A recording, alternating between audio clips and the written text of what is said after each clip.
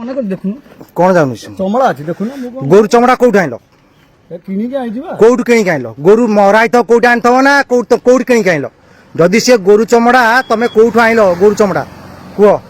ଇଏ ବସ୍ତାରେ ଗୋରୁ ଚମଡ଼ା ତମେ କୋଉଠୁ ଆଣିଲ କହୁନ ଗୋରୁ ତ ମରା ହଉନି ତମେ ଗୋରୁ ଚମଡ଼ା କୋଉଠୁ ଆଣିଲ ମତେ କୁହ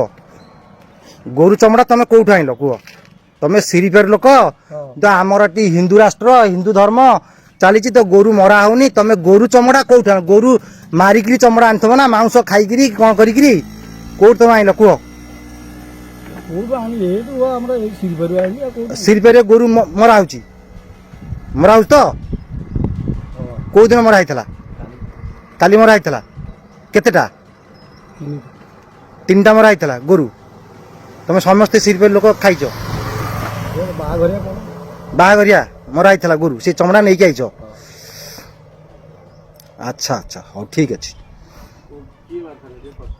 କିଏ ମାରିଥିଲା ଗୋରୁ କାହାର ବାହାଘର ହଉଥିଲା ସେ ତାଙ୍କର ମୁଁ ଜାଣିନି ସେ ତାର କାହାର ସେଟା ଅଛି ତମେ ସିରିପେର ଲୋକଟି ସିରିପାରି ସେ ବାହାର ଚମଡ଼ା ନା କଣ ସିରିପାରି ଚମଡ଼ା ସିରିପେର ତମେ କହୁଛ ତମେ ଏବେ ସାକ୍ଷାତ କଲ ସିରିପେରରେ ମରା ହେଇଥିଲା ଗୋରୁ ଫୋନ ଲଗଉନଥିବ ଫୋନ କେମିତି କାହାକୁ ଲଗେଇବି କାହିଁକି ମୁଁ ଭାରି ନିରୀହ ଲୋକ ତମେ ନିରୀହ ଲୋକ ଯେ ଗୋରୁ ମରା ହେଇଛି ସିରିପେରେ ତ ସିରି ଚମଡ଼ା ଧରିକି ଆଇଛ ତମେ କହିଛ ଫେର କେମିତି କହୁଛ ନାଇଁ ଫେର ମନା କରୁଛ ଫେର ହାସାଦି କହିଛ ରେକର୍ଡିଂ ହେଇ ଚାଲିଛି ତମେ କହିଛ ଏବେ ସେ ଓଟି ବାଲା ଆଉଛନ୍ତି ପୁଲିସ ଆସିବ ଆଇଏସି ଆସିବ ତାପରେ ତମେ କହିଫ ଦବ ଗାଡ଼ି ସିଜ୍ ହବ ତମେ ଯିବ ଚମଡ଼ା ସବୁ ସିଜ୍ ହବ କିଛି ଯାଇପାରିବନି ତିନିଟା ଗୋରୁ ମରା ହେଇଛି ସିରିପେରରେ କାଲି ଗୋରୁ ଚମଡ଼ା ତିନିଟା ମରା ହେଇଛି ଗୋରୁ ସିରିପେରରେ କାଲି ହଁ ଗୋରୁ ଖାଇ ଦେଇଛନ୍ତି ଆଉ ଗୋରୁ ଚମଡ଼ା ଆଉ